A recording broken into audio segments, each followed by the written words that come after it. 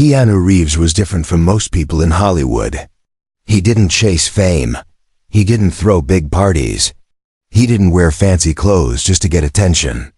He was quiet, simple, kind, the kind of man who gave up his seat on the subway without thinking. The kind who donated millions secretly to people who needed help. Crew members, hospitals, charities he gave, but never told anyone. He never asked for praise. That's why people loved him. He felt real, genuine, honest. But not everyone liked that dot in the world of bright lights and big money. There are people who wear masks, fake smiles, hidden goals. And when someone like Keanu walks in, someone who doesn't play their game, it bothers them. He became a problem, not because he was bad, but because he was too good. He didn't know it, but someone was watching him. A group of people who wanted to use his name. They saw his clean image and thought, if we ruin him, we gain power. If we control the story, we control everything.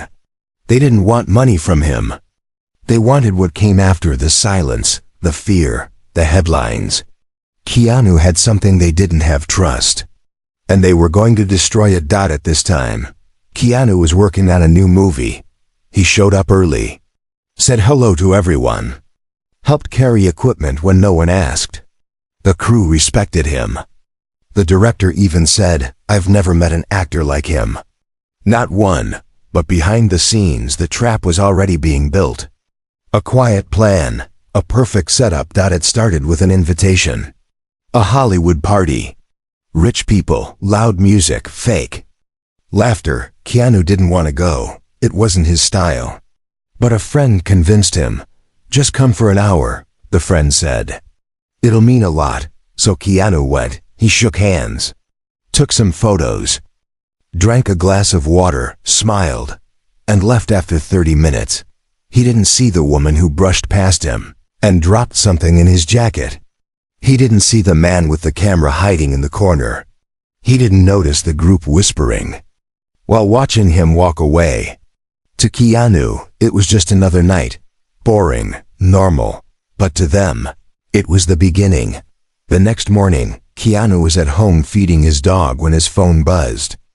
Hundreds of messages, missed calls, emails, headlines everywhere. Keanu Reeves caught with narcotics. The truth behind the quiet star. Drug scandal rocks Hollywood. His hands trembled as he read the words. He didn't understand. What were they talking about? He didn't do anything. He hadn't even touched a drink. But the photos were already online, one of him looking confused at the party, another of police entering a building. The comments were worse. Fake nice guy. Knew he was hiding something. Another Hollywood addict. He sat down, silent, hurt. He didn't even know what to say. Within hours, police knocked at his door. They had a warrant. They searched his house, opened drawers, flipped over books. And then one officer opened Keanu's closet and paused. From behind some jackets, he pulled out a small black bag. Inside were packets of white powder. Keanu's heart dropped. "That's not mine," he said quickly. "I don't even know what that is." The officers didn't care. They had orders. They had cameras. They had their moment. Keanu was handcuffed. In his own hallway, the neighbors peeked through curtains. A reporter had already arrived.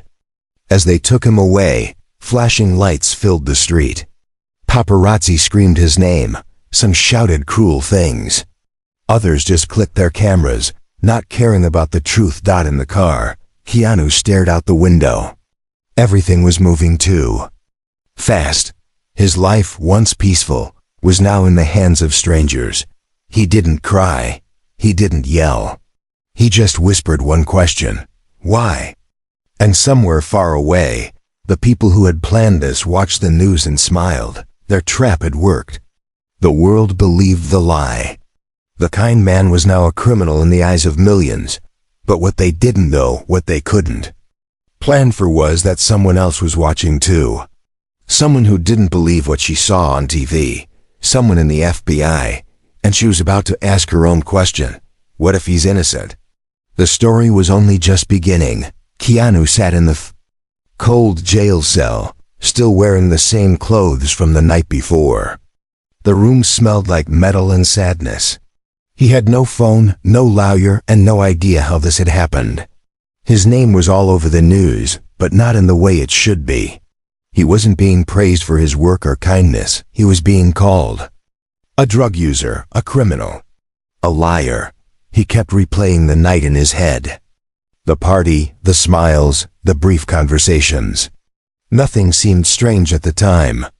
But now, after the police found drugs in his house, it all made sense. Someone had set him up. Someone wanted him to fall. Hours later, they let him out. On bail, cameras waited outside the jail like wolves. Flashes hit his eyes. Questions flew at him. Are the drugs yours? Did you lie to your fans? Keanu, are you going to rehab? He didn't speak. He couldn't. The noise was too much. His driver pushed through the crowd and got him into the car. As the door shut, silence fell inside. At home, Keanu's dog ran to him, happy and confused. He sat on the floor and held the dog tightly.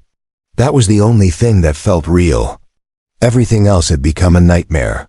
Then the phone rang. It was his manager, Gina. Her voice was tense. Keanu. We have a problem, she said quietly.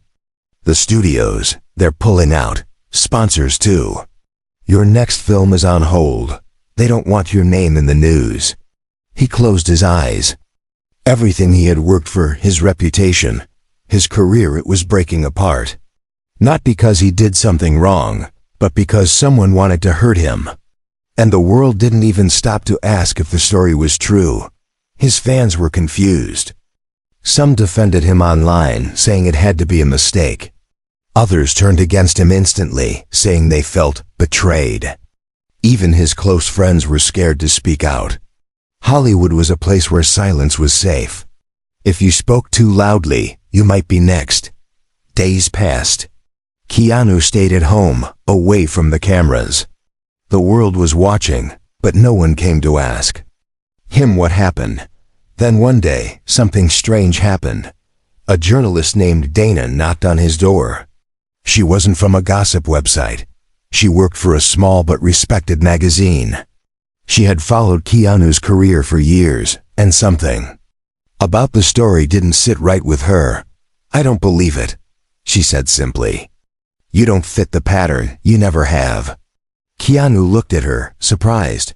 She wasn't asking questions. She was offering help. I want to know who tipped the police, Dana continued. That's where it all started. Keanu nodded. He had no answers, but she had the right question. While Dana worked on her story, another woman was watching quietly from a government office. Agent Monica, Lowe of the FBI. She wasn't assigned to the case officially, but she had a personal rule: always trust your gut. And her gut told her that Keanu Reeves was being played. She started to dig. Quietly, carefully, she looked at the police report. The timing of the call, the photos, the evidence found. Something didn't make sense. The drugs were hidden too well, but the police found them immediately. The call to report Keanu came just one day before the search. The tip was anonymous, but came from a device traced back to a hotel. A hotel owned by a company that had strange connections to another Hollywood scandal months ago. Monica's instincts lit up. She started to connect the dots. Back at Keanu's home, things were only getting worse. Tabloids released fake stories. One even claimed he had been in rehab before. Another showed photos of someone else using drugs, but used Keanu's name in the headline. It was a storm. A flood of lies. And Keanu was drowning in it. One night, he sat on the balcony, staring at the city lights. He wondered if this was it. If people would ever trust him again. He wasn't angry. He was tired. Not from fighting, but from being judged without proof. He whispered to himself, I just wanted to be kind, that's all. Down below, cameras still watched his building. Reporters waited. But none of them cared about the truth, Only one woman did. Agent Monica Lowe. And soon, she would knock on his door too. Not for an interview. Not for gossip, but for justice, because the game was changing. And the ones who framed him had no idea the FBI was now watching them. Keanu couldn't sleep. Every time he closed his eyes, he saw the flash of cameras, the police officer pulling out the black bag from his closet, the headlines calling him a liar. Even though he knew he was innocent, the world had already made up its mind. To them, he was guilty. No one asked him how he felt. No one listened to his side. He sat on the floor of his quiet apartment, lights off, holding a cup of cold tea he didn't even remember making. His dog lay beside him, as silent as the room itself. The only sound came from the ticking of the wall clock, but in another part of the city, someone was thinking about Keanu, and not in a good way. Inside a dark hotel suite, two men looked at a screen showing Keanu's face on a news website. One of them smiled and lit a cigar. "Worked better than I thought," he said. The other nodded. "His image is ruined. No one will trust him now. Time to move to the next phase." They were part of a group that had done this before. Destroying reputations wasn't new to them, but this time was different. Keanu was loved too much, so they had to plan carefully. And they did that. It all began 3 months earlier. They had created a fake charity, a rehab program for celebrities. On paper, it looked real. Professional website. A few fake success stories, even paid actors pretending to be staff. But it was all a front. Their goal wasn't to help. It was to control. If they could ruin a big star's name, they could force him into joining their rehab, then take his money, silence his voice, and use his fame for their own benefit. That was their plan for Keanu. But first, they needed him to fall. So they planted the drugs. They hired a cleaning crew to visit Keanu's home 2 days before the raid. That's when the bag was placed in his closet behind the jackets. Then, they paid a man to make an anonymous call to the police. Everything timed perfectly. They even had someone at the party where Keanu showed up. That person brushed against him and put a small trace of powder on his jacket sleeve, just enough for a camera flash to catch. It would look like he had touched drugs. Another piece of the puzzle. Back in her office, Agent Monica Lowe stared at her screen. Her face was serious, her eyes sharp. She had connected the dots. She had found the name of the fake cleaning crew. No history, no real license. Just a website and a phone number that no longer worked. But the address linked to the same hotel where the anonymous call had been made. She sat back and whispered, "This isn't random. This is a setup." She didn't wait. She called her supervisor and asked permission to open a formal investigation. At first he refused. "Why are you wasting time on an actor's scandal?" But Monica pushed back. She showed him the links, the fake crew, the tip line, the money transfers to hidden accounts. The more she uncovered, the clearer it became. This was bigger than one actor. It was organized, smart, dangerous. Finally, the supervisor nodded. "All right, quiet file, don't go public yet. Let's see where this leads."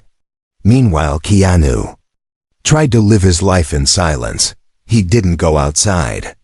The paparazzi were always waiting. His email was full of lost work offers. And his manager didn't know what to say anymore. "I'm sorry, Keanu," she whispered on the phone. "They're scared. Everyone's scared, even the nice ones." Keanu didn't blame her. He just nodded. "It's okay," he replied, even though it wasn't. Then, something surprising happened. Dana, the journalist who had visited him earlier, called again. "I found something," she said. She told him that the cleaning company never showed up on any review site. No record of payment.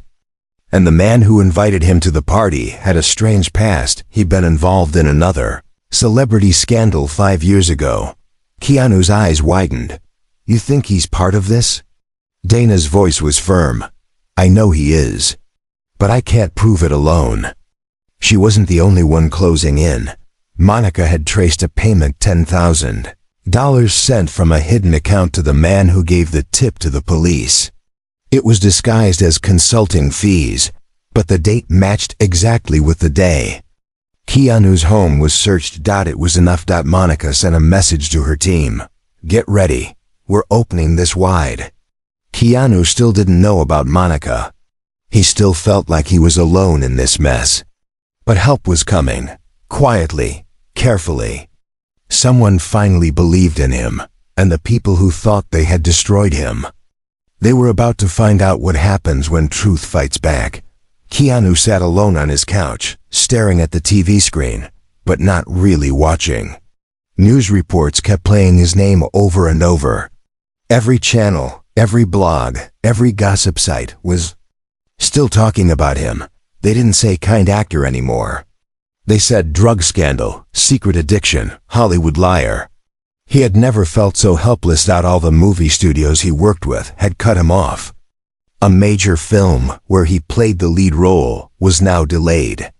Another one had already replaced him with a younger actor. His phone barely rang anymore, except for lawyers or reporters. Even some of his closest friends stopped calling. Maybe they didn't want to be dragged into the mess. Or maybe they believed the lies. He wasn't angry at them. He was just sad. At the same time, Agent Monica Lowe was deep in her investigation. She had built a small team inside the FBI. Trusted people only. The files were marked confidential. No one outside her circle knew what she was working on. She had to move carefully. The people behind the setup were smart, rich, connected. If they found out the FBI was looking into them, they'd disappear fast. Monica had a folder filled with details, names, photos, phone numbers. She had already found connections between the fake cleaning company, the man who gave the police tip, and a small rehab charity based in the hills outside Los Angeles. That rehab center claimed to help actors fight addiction. But Monica found it was a scam. No real doctors. No official records. Just a few paid actors pretending to be staff. The building was more like a private club. Guarded gates, luxury rooms, no visitors allowed. It didn't look like a rehab center. It looked like a trap, and Keanu had almost been its next victim. But Monica didn't want to go public too early. She needed proof, real, solid evidence. Something that would hold in court. So she sent one of her team members undercover. A young man named James who could pass as a troubled actor. They faked his background and got him into the fake rehab center as a new patient. What James saw inside shocked him. People weren't being treated, they were being controlled. Phones taken away. Money stolen. Contracts signed under pressure. Fake therapy sessions recorded for blackmail. Some actors were forced to pay thousands just to leave. Others were told their careers would be destroyed if they spoke out. And now, Monica had real recordings, voices, faces, paper trails, back at Keanu's home. The damage kept growing. A major sponsor released a public statement. We no longer wish to be associated with Mr. Reeves. One of Keanu's neighbors posted a video online saying, "He always seemed too quiet. Now we know why." He read every word. It hurt, but he kept reading. Then one morning, he got a message from Dana, the journalist. "Can I come over? I found something big." He agreed. When she arrived, her face was serious. She pulled out her phone and showed him a video, grainy security footage from the party. In the corner, someone was brushing up against Keanu and dropping something in his pocket. Keanu's eyes widened. That's when they planted it. She said, "And guess who that man is?" She tapped the screen again and zoomed in. It was the same person who invited Keanu to the party. The same man who hadn't spoken to him since. Keanu's heart beat faster. This was proof. "I think the FBI might already be looking into this," Dana added. "I have a source. She hasn't told me much, but she's asking the right questions." "Someone named Monica." Keanu blinked. "The FBI?" It felt like the first light in a long tunnel. Maybe someone did believe in him. Maybe someone was fighting back. Later that day, Monica finally made her move. She knocked on Keanu's door. Her badge was real. Her voice calm. "I know you've been through a lot, Mr. Reeves," she said gently. "But I need you to trust me. I believe you were framed, and we're working to prove it." Keanu just looked at her for a moment. Then, quietly, he nodded. Monica sat down with him and explained everything, how the fake charity worked, how the group made money by destroying famous names, how they almost tricked him into joining. Keanu listened, shocked but silent. "You weren't the first," Monica said, "but we'll make sure you're the last." She handed him a folder. Inside were photos, timelines, and names, proof that this wasn't just bad luck. It was a full plan. Keanu finally spoke. "What do you need from me?" "Your voice," Monica replied. "When this is over, I want the world to hear the truth from you." And for the first time in weeks, Keanu felt something return inside him, that hope that the fight wasn't over. But now he wasn't alone. The next morning, Keanu stood by the window of his apartment, looking down at the street below. The crowd of reporters was still there, cameras, microphones, people waiting for a new headline. He had spent weeks hiding behind silence. But now, something had changed. Someone was fighting for him. Agent Monica Lowe and her small FBI team had started working fast. They had proof, and now they needed action. She had already collected witness statements, hidden audio recordings, and financial transactions. Her undercover agent, James, was still inside the fake rehab center, sending updates every night through a secret phone. James had already sent pictures of fake medicine, contracts signed under pressure, and files with celebrity names on them. Keanu's name was there too, along with a prepared confession that the group had written in case they managed to trap him completely. It was scary how far they were willing to go.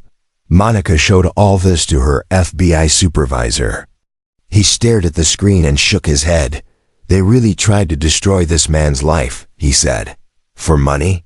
For money. For control. For power," Monica answered. The order was given. Prepare for takedown. But first, Monica wanted to talk to one more person, Keanu's ex-friend.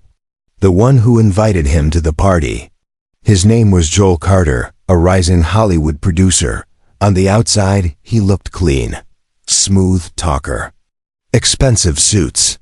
Friendly smile. But Monica had already found a large payment sent to him from one of the fake rehab's bank accounts just 2 days before Keanu's scandal. She visited his office. He tried to act surprised when he saw her badge. "I don't know anything about that," he said, fake smile still on his face. But Monica leaned in. "Then why did you get $25,000 from a shell company that's part of this so-called rehab center?" Joel's face twitched. His smile vanished. "I think you should leave," he said. "I think you should talk," Monica replied. "Because the next time we meet, it'll be in handcuffs." Joel stayed silent, but his eyes showed fear. Monica left, knowing the pressure was working. Back at the FBI, Monica's team was building the final report.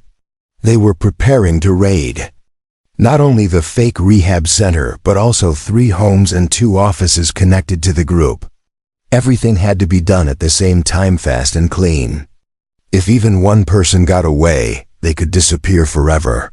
Meanwhile, Keanu sat with Dana, the journalist who first believed him. They were going over everything, every small detail, every lie, every moment where the truth was hidden. "Do you think people will listen?" Keanu asked. "They will," Dana said. "Because they want to believe in someone good. They just forgot who you were for a little while." Keanu nodded. He still didn't care about fame, but he cared about truth, about justice, about making sure no one else got hurt the way he did. That night Monica called him. "We move tomorrow," she said. "You don't have to do anything. Just stay safe." Keanu thanked her. After the call, he sat in silence for a long time. Then he walked over to a shelf and picked up a framed photo of his younger self from a movie set. Behind him in the picture were two crew members he had helped secretly with hospital bills. He smiled. That was the man he still wanted to be. The next morning at 5 a.m., it began. FBI agents in black vehicles surrounded the fake rehab center. Doors were kicked in. Rooms were searched. Hidden cameras were seized. At the same time, another team raided the mansion of the group's leader. He was caught trying to burn documents in his fireplace. They stopped him in time. Joel Carter, the fake friend, was taken from his office in handcuffs. He didn't smile this time. By 9 a.m., it was all over. Monica stood outside the main building, breathing hard. But she smiled. They had done it. Later that day, news broke. But this time, the story was different. FBI uncovers celebrity framing ring. Keanu Reeves was targeted in criminal plot. Real victim revealed. Keanu's name cleared. Reporters outside Keanu's home shouted his name again. But this time, they weren't calling him a criminal. They were asking how he felt. Asking for his side. Keanu stepped outside, calm and quiet. He looked at the crowd, then simply said, "I told the truth." It just took time for the truth to be heard. He didn't smile. He didn't wave. He just turned around and went back inside. He wasn't doing it for attention. He was doing it because the truth matters. The news spread like wildfire. By the next day, every major news outlet had picked up the story. Keanu Reeves was innocent. He had been the victim of a carefully planned setup by a group that had fooled the world before. Headlines changed overnight. Social media, which had once been filled with hate and doubt, now filled with support, shock, and even guilt. People who had once called him a liar now posted apologies. "I can't believe I believed the lies," one fan wrote. "Keanu deserves better." "We failed him," another posted. But for Keanu, none of that erased the pain he went through. He still remembered the day they came to arrest him. He still remembered the cold handcuffs. The way people stared at him like he was dangerous. That kind of pain doesn't go away quickly. But now, something else filled the silence inside him. Peace. The truth had finally come out. Meanwhile, Agent Monica Lowe sat at her desk, reviewing the final reports. The takedown had been a complete success. They had arrested 10 people, including Joel Carter, the fake friend who helped plan Keanu's downfall. She opened a file marked "Recovered Evidence." Inside were audio recordings, contracts, secret emails, and videos taken from inside the fake rehab center. One video showed a meeting where the group discussed their next target. The leader pointed at Keanu's photo and said, "He's too clean. If we break him, we can break anyone."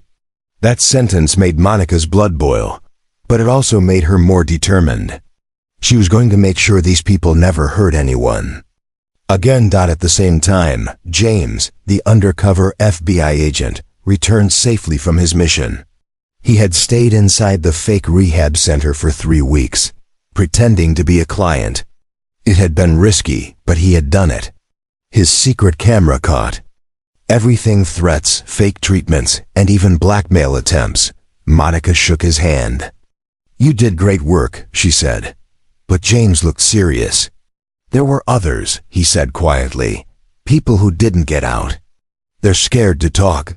They think no one will believe them." Monica nodded. "They will now." She arranged for those victims to receive help, therapy, and protection. One by one, they came forward. And one by one, they told the same story: how they were trapped, used, and silenced. Keanu heard about it and felt a strange mix of sadness and strength. He wasn't the only one. They had hurt others before him. But now, things were changing. A few days later, Dana, the journalist who first believed in Keanu, published a full article. It was called "The Man They Couldn't Destroy."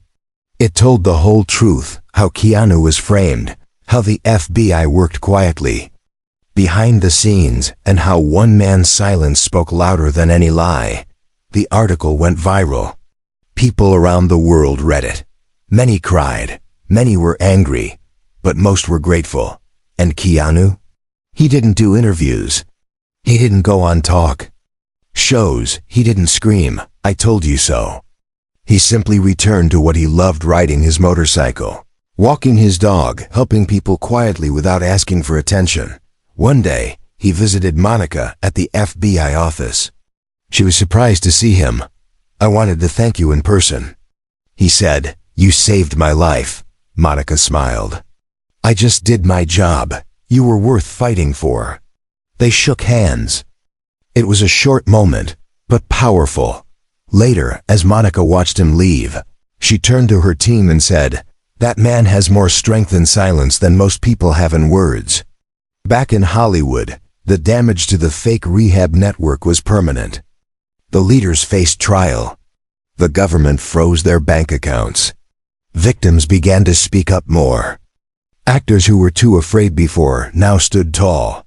One actor, who had been tricked into the same trap years ago, said at a press conference, "Keanu gave me the courage to speak. If he can survive this, so can we." That moment was proof. Keanu's story wasn't just his own. It had become a light for others lost in darkness.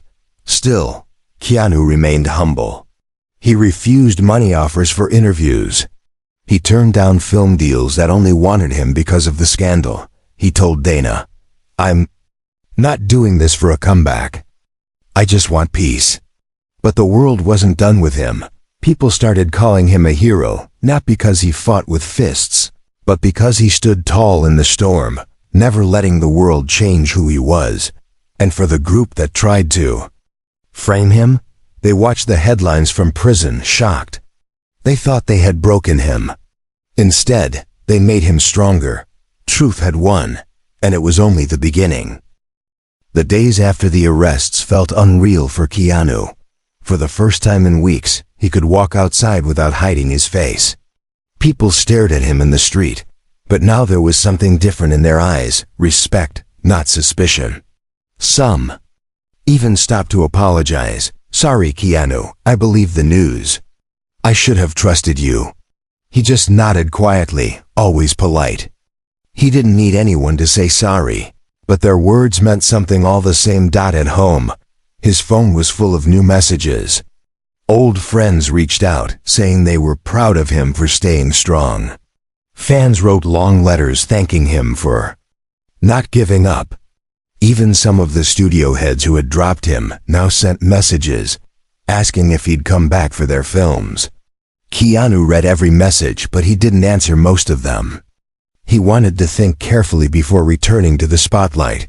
But while the outside world was changing, Keanu's own heart was still heavy. He thought about the others who had been hurt by the fake rehab gang, the quiet actors, the frightened musicians, the forgotten faces. They didn't all have the support he did.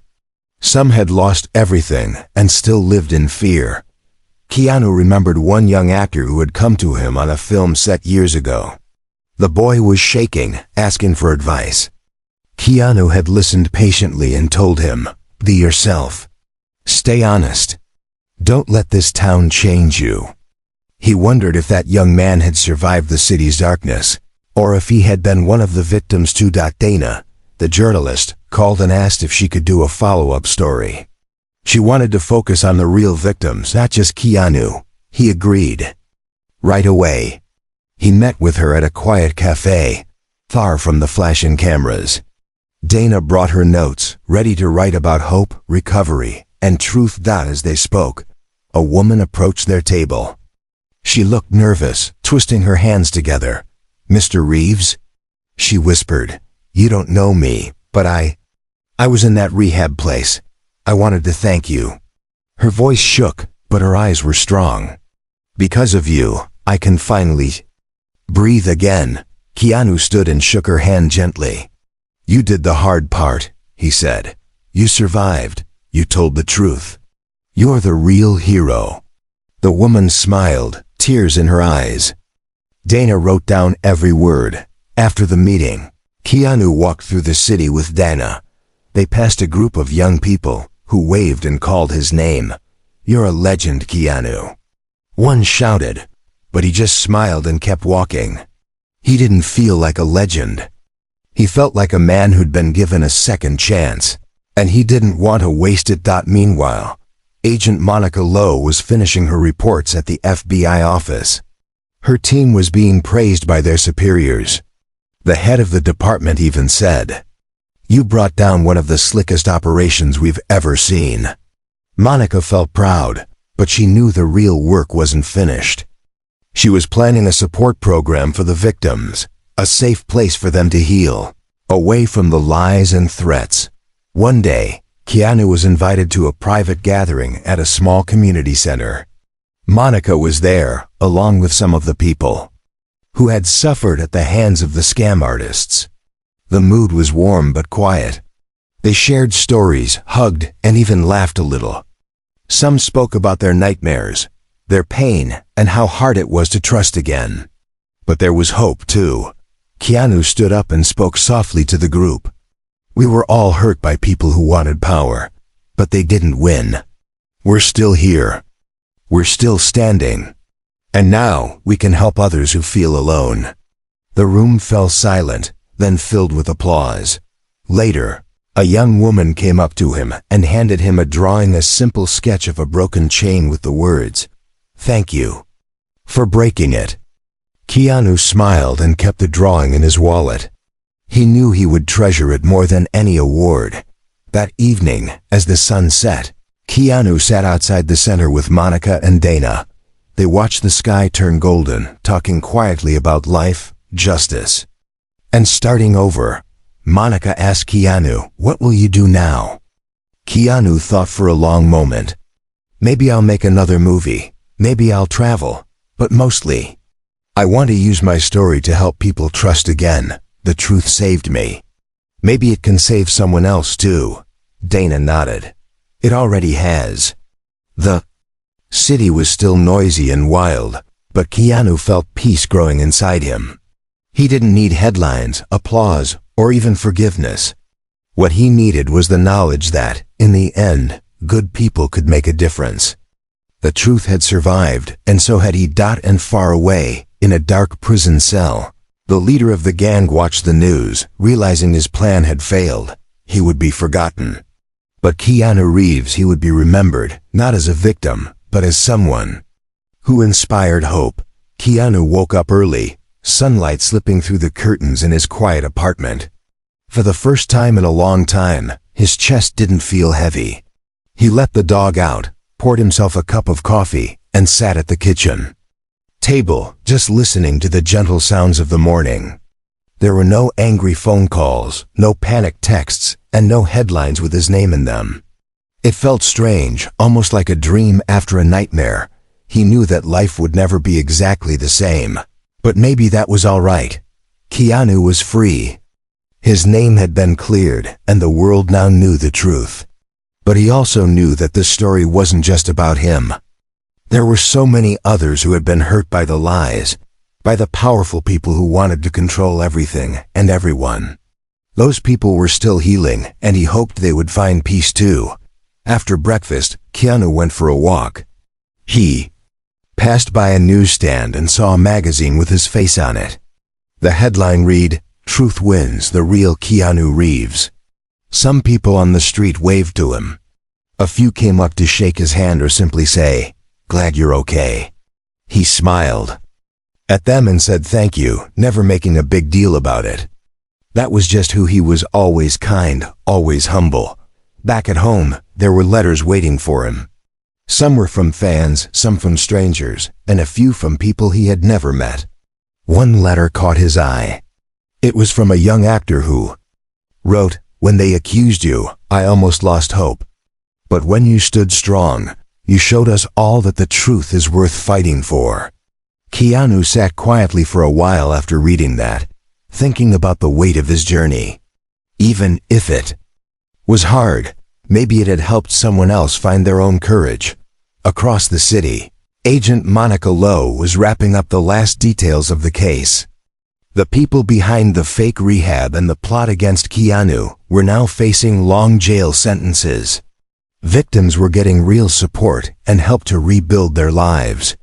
Monica felt proud, but she also felt something else, a sense of relief. She had followed her gut, and it had led to justice. She smiled as she put the final file away, knowing her job wasn't just about solving crimes. It was about protecting the innocent, even when the world didn't believe them. Dana, the journalist who never gave up on the truth, wrote a final story about Keanu and the other victims. She ended her article with a simple line: "The truth was nearly lost, but good people refused to let it disappear." Her story touched millions, and people around the world began talking about trust, justice, and giving people the benefit of the doubt. Keanu returned to work, but he took things slowly. He turned down movies that just wanted him for his name. He said yes only to projects that meant something to him, stories about hope, honesty, and second chances. Directors respected his choice, and his fans loved him even more. He used some of his time to visit charity projects, meet young actors, and speak quietly with people who needed encouragement. He never made a show of his good deeds, but word always seemed to get out. As the months passed, the city slowly forgot the details of the scandal. But Keanu never forgot. He remembered the pain of being accused, the fear of losing everything, and the loneliness of being doubted by the world.